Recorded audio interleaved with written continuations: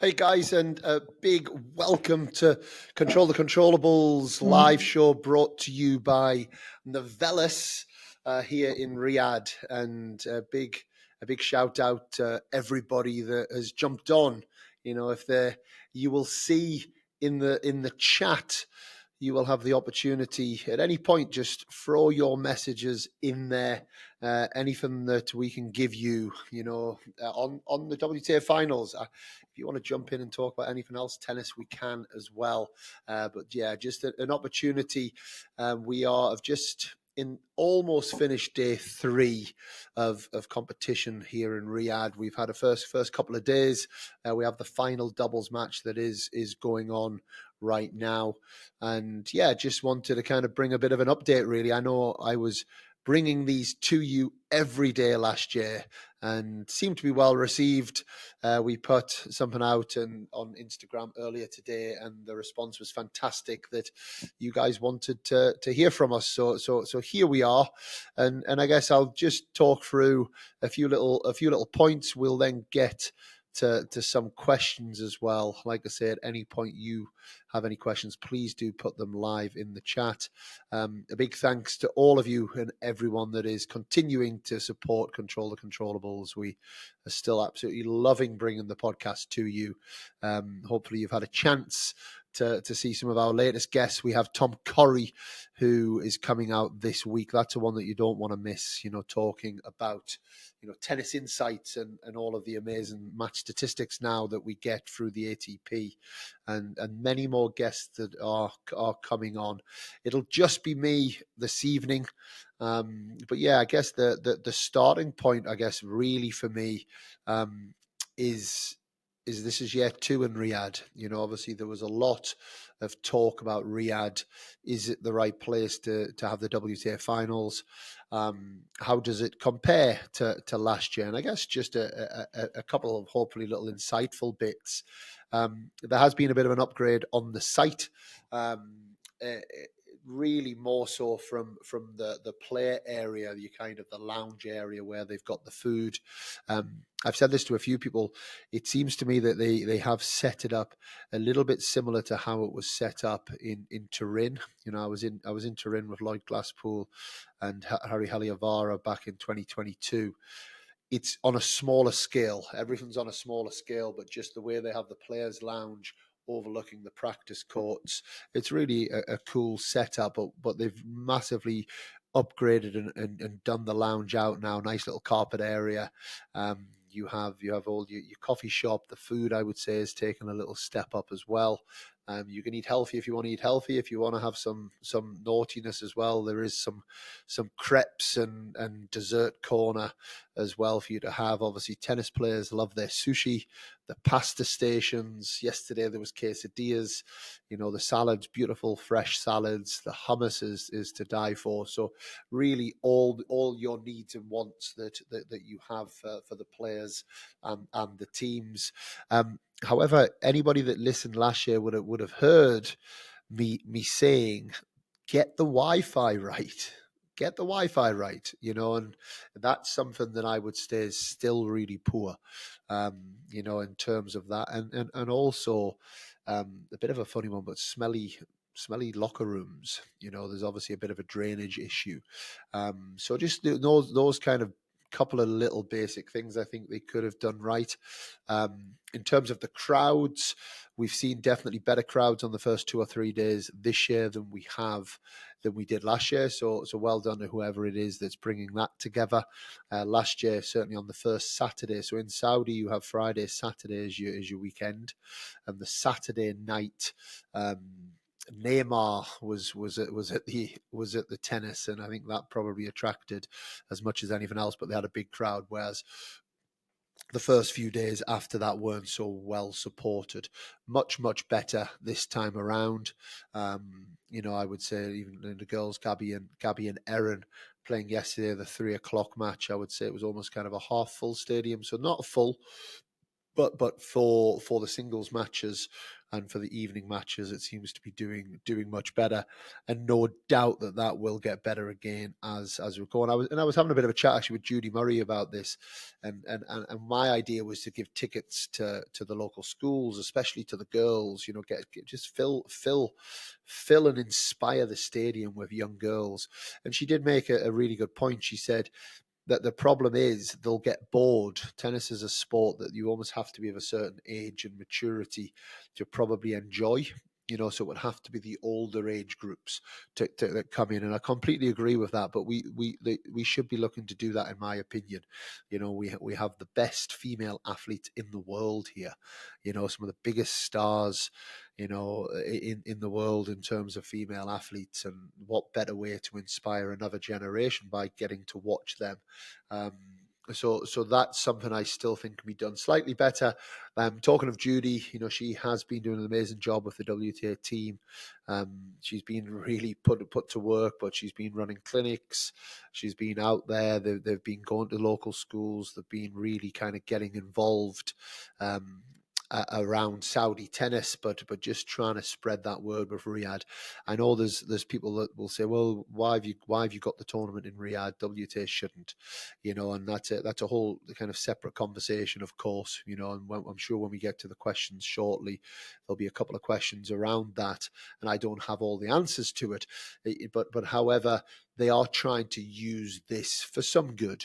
How impactful on the larger scale of things, obviously that's not going to be able to change a whole culture and a whole way that a country works, but by inspiring some and getting people to the tennis, and certainly Judy, there's nobody better out there than Judy to be doing that. One little small thing I did want to talk about that some people might not realize, Riyadh, it's about 613 meters above sea level. And Madrid is about 650, and I would say it's quite similar conditions to Madrid, but indoors. Certainly, kind of a big focus on first serves. Players that are making first serves, the return of serve is quite hard to control. And I'd be really interested in the stats actually of how in the first round of matches, how that kind of first serve points won will translate into later in the event, where people are a little bit more used to the conditions. But I think we've seen a lot of the players that have struggled a little bit with that in the first few days here. So that's something that maybe not many people know about Riyadh. And when you're watching on the TV, you might think, "Oh, that was a bad miss," but actually, it is. I can testify for this. I came in, I was in Tokyo for 10 days, and I was like, "Poor, I'm hitting the ball well." And my first day, I was like, "Poor, I'm hitting the ball well, but it's going nowhere near the bloody court," So I can testify, not easy. Obviously, my skill level is a lot lower than these top players, but that's something. Um, I have to say this. I've been shocked at the traffic. The traffic's been horrendous, really bad, a lot worse than I remember last year. 15-minute journey without traffic to the tennis from the hotel took me about an hour and 25 minutes the other day coming back. And speaking to everybody around, it seems like Riyadh, lots is happening in Riyadh. One, locally, more people are working and living here, but also a lot more events going on, and that's a bit of an issue. Those things can cause a problem. So that is something certainly to be looked at. And there's been a few little transport issues on the back of that. Which these things, just at an event like this, there's a lot of logistics to take place. So those are a few little bits. Any questions? I'm seeing a couple of questions come in, but any questions, make sure you do just put them in here in the chat, and we can get to those in a few minutes. And I would say, moving into the tennis, which after all, we're here for the tennis, right? We're here to see who's going to be the best player in the world, or the best team in the world, to win the year end event. I think it's the highest paid. I think it's about 5.1 million for the winning singles player. and about 1.2 million for the winning doubles team. That's certainly bigger, I believe, than the US Open that's just happened. So in terms of the purse, it's massive. Obviously the points as well, but also the prestige of winning this. I would see this as like the fifth major. I think the players view it that way as well. I think when you're having a purse that big, and seeing the competitiveness of the players that are here. If we start on the singles side, just kind of looking at it, it's easy to say it now that we were two matches into one of the groups, but I did see Maddie Key struggling a little bit on the practice courts. She's had to adopt a bit of a change of serve in terms of her technique. She's clearly been struggling with a bad shoulder since US Open. So she lost first round US Open, so that's like 7-8 weeks ago. And I know that she's adapted her serve just to kind of go straight into the pre-throw position, and just lost the effectiveness of the serve really. And when you're a player like Maddie Keys that relies on the serve, and obviously she's had a fantastic year, Australian Open winner back in January. I always thought it'd be hard for her to come through, and she has already been knocked out of the group, having lost to Anisimova in 3 sets earlier today. She lost the other day as well, relatively easily to Iga Swiatek, and we're now looking at her. Going out of the competition really. So it's in that same group. We've then got Rybakina, who's actually my pick to win the event. At the start, I just thought she was coming into some great form, right at the right time. And when Rybakina gets going, she's a tough machine to stop. She's won today in 3 sets over Iga Swiatek in a crazy win, really. 4-6, 6-1, 6-love. I didn't see all of that match, but that's put her into the semi-finals, and that's really put her in a nice position. You're going into your third match in the group, and you don't really need to win it, but obviously you want to keep the momentum going. There's obviously money for every match that you're winning as well. But that is something that she will be looking to maintain that level. And then we will have the shootout, won't we? We'll have the shootout between Anisimova and Swiatek. Sorry, Maddie Keys lost to Anisimova and Swiatek. So that's right. So that's going to be a great match on Wednesday. The winner of that match, I believe, goes through as well to the semi-finals. It almost doesn't matter what happens in the Keys and Anisimova match. Now, people have asked me, how do they pick the second match? Because you have the first match is number 1 in the group plays number 4. So basically, if you're one of the top 2 going into the event, play the 7 and 8, and then the 3 or 4 play the 5 or 6 in terms of the seeding. And then what they do is they do winners versus winners, losers versus losers. And it's a smart way of doing it, because otherwise you could end up going into the third and final group match where you have 2 players that have won 2 matches and 2 players that have lost 2 matches. And then it's basically dead rubbers, matches that don't count for anything other than some points and some money. Whereas this way, it keeps it alive. It makes sure that we are still alive going into the final match. So we have that kind of, I guess, knockout match now between Swiatek and Anisimova. And in the other group, we've obviously had a good start from Sabalenka. Paulini, I think, is a little sick. She doesn't look herself. They lost the doubles match today, and she just wasn't the usual kind of Paulini energy on the court. And I think that showed a little bit as well in her match with Sabalenka the other day. So that's not a great start or good feeling there for Paulini. And she will play against Coco Gauff tomorrow in a match which I expect Coco Gauff to win the way Paulini is. And then Jess Pegula got her win over Coco. I think she's 9-2 against Americans this year. She obviously lost to Coco in the final in Wuhan a couple of weeks ago. Didn't win a match here last year in Riyadh, Jess. but has been putting the work in. Watching her on the practice court, I see her focused. I've got to keep my voice down. Actually, she's in the room next to me, so if you can hear me, Jess, give us knock on the wall and say hello to Control the Controllables. But yeah, so she will play Sabalenka tomorrow. I expect Sabalenka to come through. You can just see it. She's become a real superstar. Actually, she has a real aura about her. All of the social media, but she's backed it up right with the results. And I can see Sabalenka are back in a final, unless they end up playing each other in the semis. Let's see. But I think that's going to be a tough ask. It's going to be a tough ask for Pegula.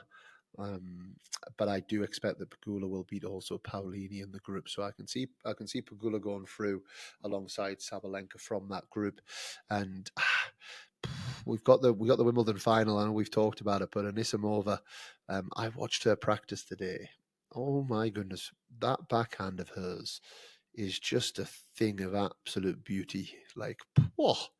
Like anybody wants to know or see a backhand and copy a backhand. I know there's lots of amazing double-handed backhands on the women's tour, but that is something seriously special. How she only got 4 games in a match the other day, I do not know. How she lost Love and Wimbledon final, I do not know. And that is a match that I think is going to be exciting. But I can see Swiatek coming out on top of that, as well as Anisimova hits the ball. And then we'll have that power 4 going through into the semi-final. So let's see. And then obviously on the doubles, the doubles it's stronger than ever. I've been very lucky working in this space for the last 2.5 years. I didn't have a lot of experience in women's doubles before that, and I have to say, just kind of week on week almost, I'm looking at the draws and I'm like, this is getting stronger and stronger and stronger. Which is amazing. It's absolutely amazing for the sport. Pretty much all of them are singles players, as well, or have very high singles rankings. You've obviously got Mira Andreeva, number 9 in the world. Diane Schneider, who's ranked very high. Mertens, who's 20 in the world. Kudermetova, who's had a great year on the singles tour as well. Ostapenko, who's beaten Sabalenka this year, and obviously beaten Iga Swiatek many, many times. Paolini, who's top 8 in the world. You really do on the women's side a lot more than on the men's side. You have some real kind of tennis superstars that are playing doubles, and every match you're looking at and you're saying, "Poor, bloody hell, who's going to take that?" We've seen today that Ostapenko and Su Wei, I don't know if that means that they've qualified for the semis. I imagine it does. They've had two excellent wins. They beat Kudermetova Mertens in the first match, and then they've beaten Paolini Irani in the second match. So they will move through into the semi-finals, I believe. Unless if Kudermetova Mertens win tonight, they're set up currently against Scherz and Mohammed. So in that group, it looks like we might end up with a bit of a shootout between Paolini and Irani and Kudermetova Mertens.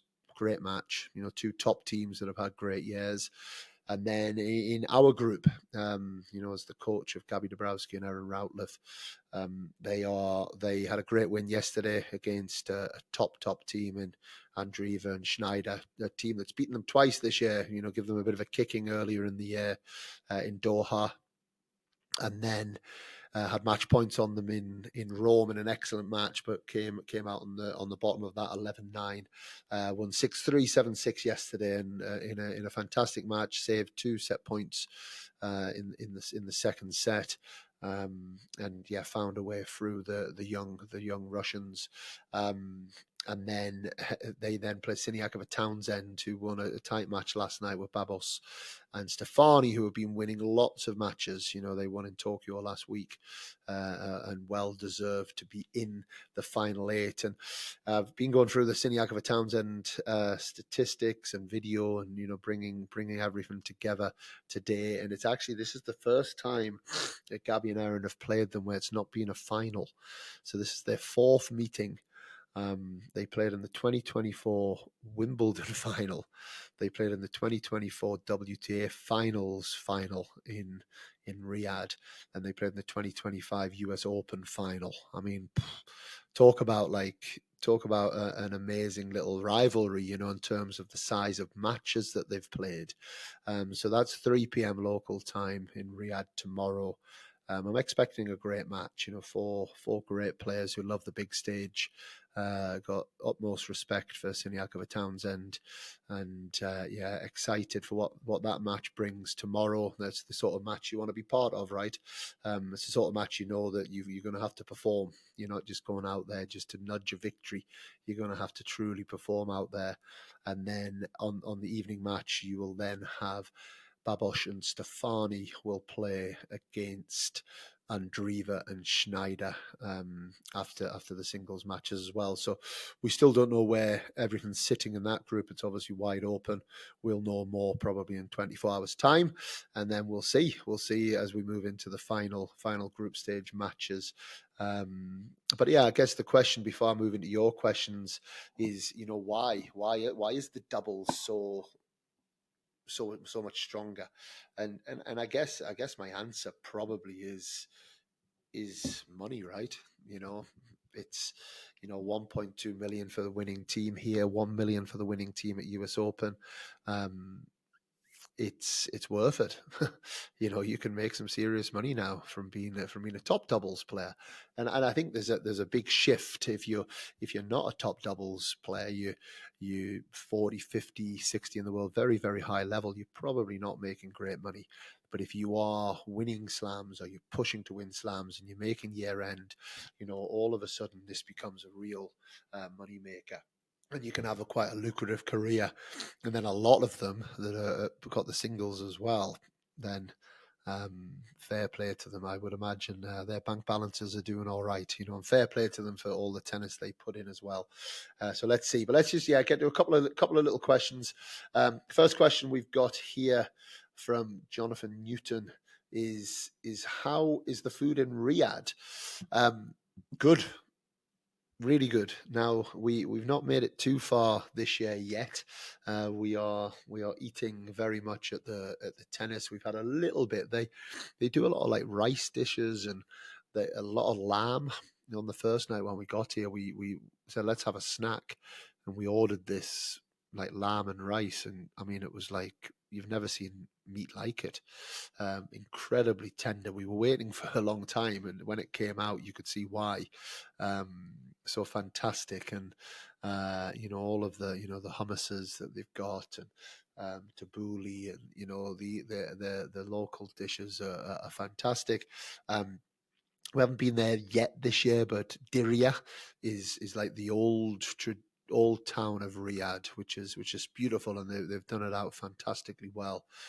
You get to walk around the old town, and you get to see it, and it's, you know, very calm and quiet, and lovely little restaurants. So we haven't been there this year yet, but when we have been there, and we were there last year, I have to say the food is fantastic, and as is kind of the vibe and feeling granted in the bubble that we are kind of a part of really here. You know, the weather's beautiful at this time of year.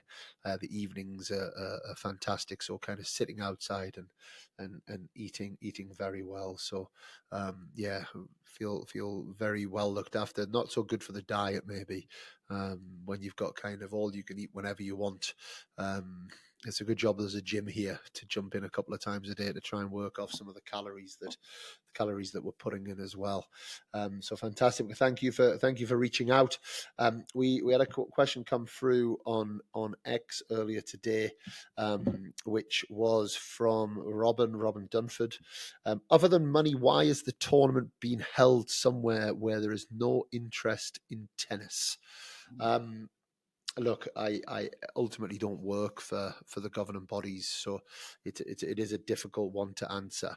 But I also think it's a difficult one to separate other than money, because, you know, what insight I will give that I have is I know that a couple of years ago when the WTA Finals was in Cancun, that year there was a lot of complaints about it being in Cancun. Now, ultimately what happened that year is the only other place that was looking to do the finals was Ostrava in Czech Republic. But the problem with Ostrava was that Arina Sabalenka was unable to be guaranteed to get a visa due to the Russian-Ukrainian war, and everything that is going on with that, and the visa issues for people from Russia, Belarusia. So it was actually moved to Cancun on the back of, and also maybe a couple of doubles players, but I would imagine Sabalenka was the real reason. So Cancun was the only one really on the table, and kind of luckily they came in. And then all of a sudden, players and everyone were complaining, including Sabalenka. And I kind of wanted to say, look, guys, like we have to understand how business works. You know, it's a big effort to put an event like this on. It's not like, I mean, it would be amazing to have it in London at the O2, but they obviously don't deem it financially viable to run the WTA finals there, you know, and that's, I guess, I'm not putting that just on the WTA, but that's it, you've got to show that you have a product that is going to sell, and in an arena in a city that's going to make it worth having it. I would also say that to have an event like this, you want to have a multi-year deal. You know, you don't want to be jumping around year on year. You know, you want to have a 3 or 5 year deal in place. I think this is a 3-year one in Riyadh. So then you can at least settle a bit and you can kind of build the event. And logistically, there's so many things that go into this. You know, I would imagine that you want to have that ability. So the fact is, you know, Saudi has put up not just the money but also the infrastructure, um, the enthusiasm, the desire to hold it here. I don't know. I'm not on the inside, but I can't imagine there's lots and lots of venues that are looking to run this event. Um, you know, I hate to say it because, you know, I'm working on the WTA tour and I absolutely love the WTA Tour and women's tennis, but I dare say that the ATP Tour Finals probably does have some more options. You know, probably through ticket sales and broadcasting, and you know that it's maybe deemed as an event that, you know, is more sought after to come and watch your Alcaraz Sinner. They've probably got a bit more pull as big of a stars as Coco Gauff is and Arina Sabalenka.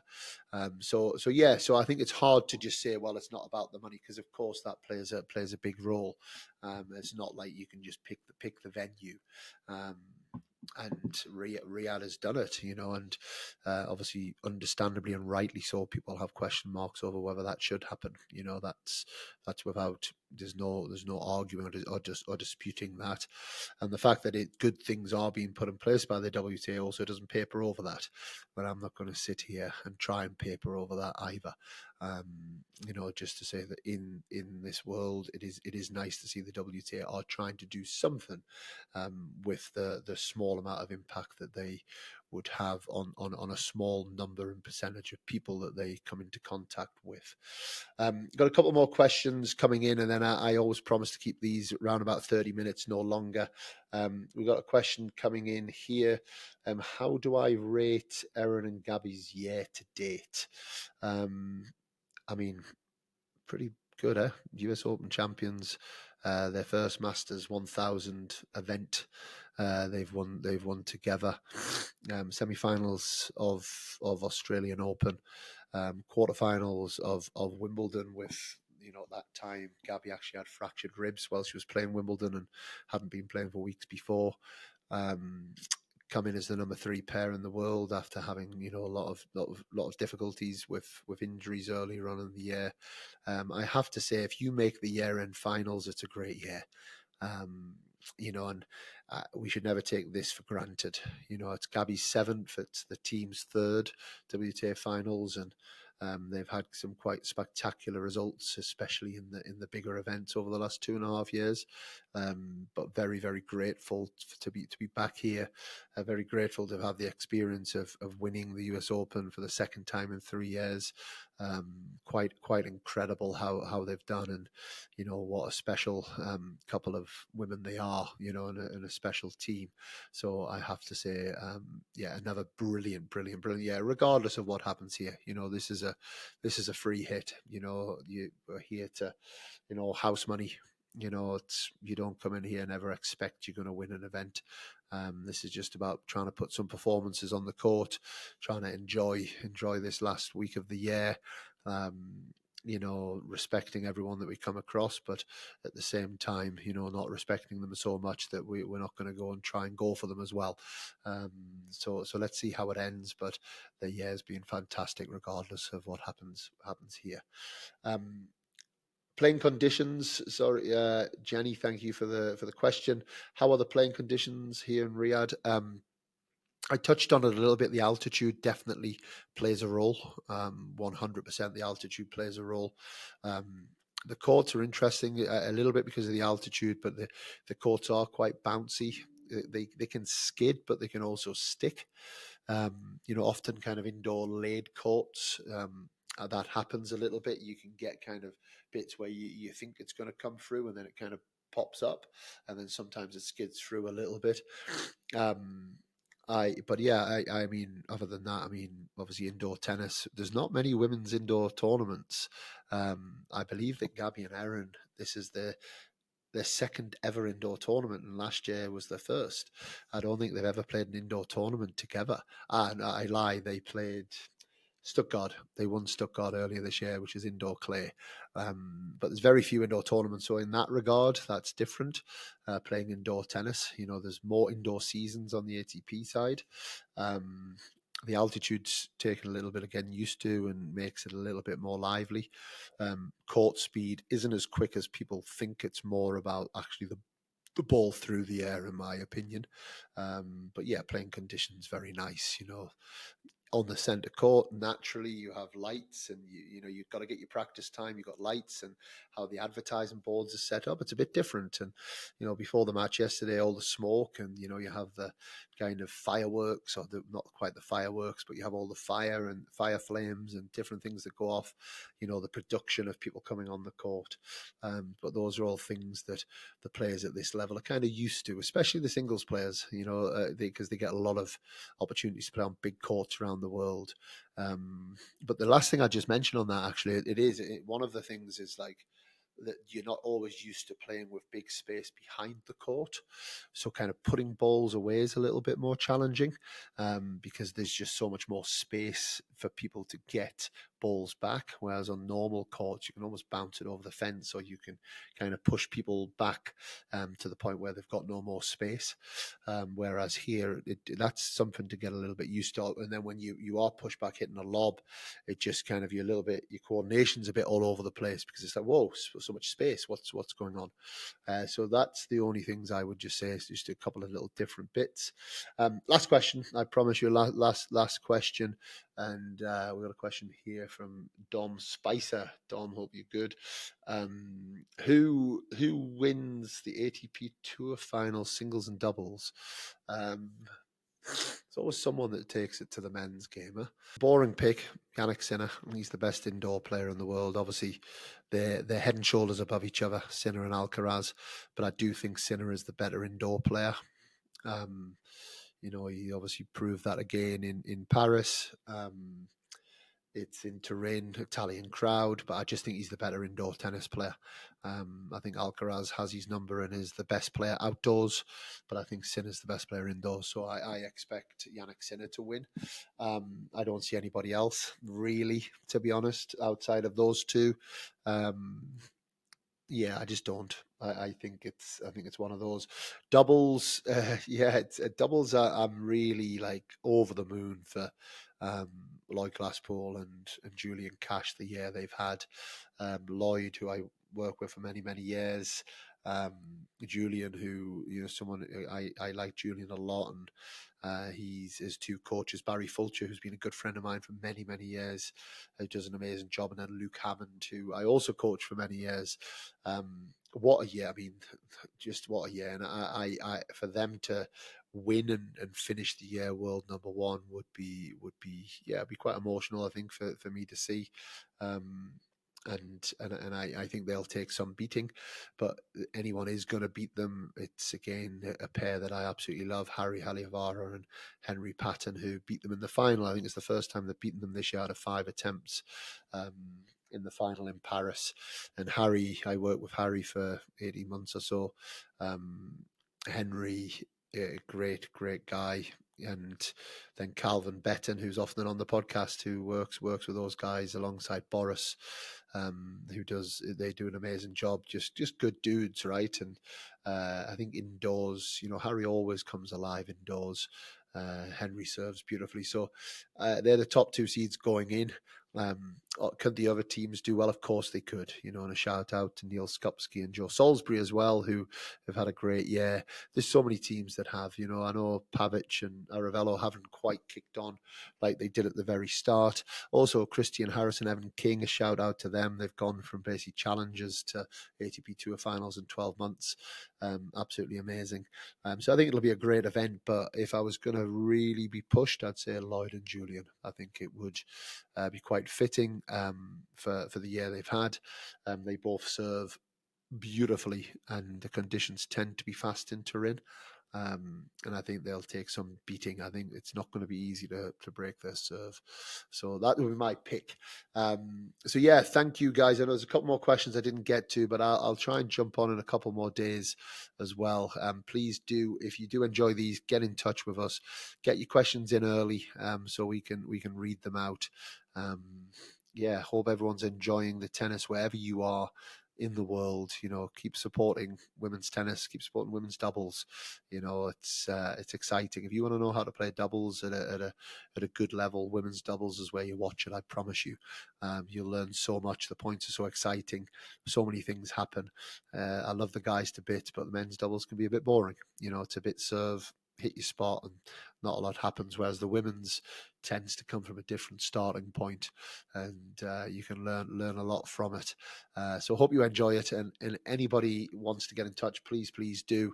But until next time, I'm Dan Kiernan, and we are Control the Controllables.